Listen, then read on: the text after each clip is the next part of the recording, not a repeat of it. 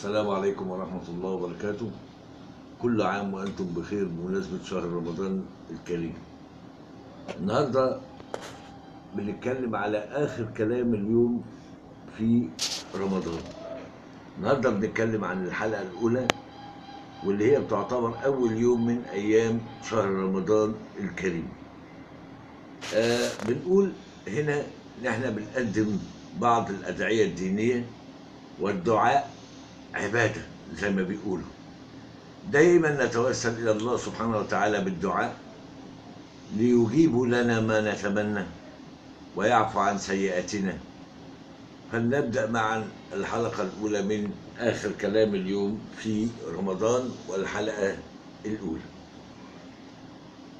يا رب، في أول يوم من أيام رمضان بدعوك يا ربي فأنت الرحيم الرحمن، تتقبل دعوتي من إنسان عايز رضاك في كل زمان، تتقبل عبادته وتتقبل منه الإحسان، وترضى عنه وتغفر ذنبه اللي كان، وتكتب له العافية وترزقه بالآمان. آمين آمين آمين.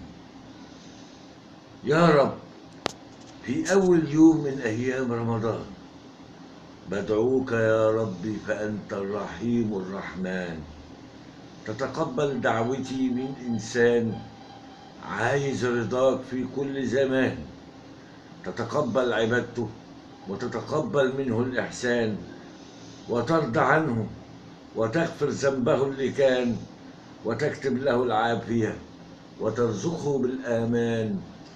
آمين آمين آمين يا رب العالمين.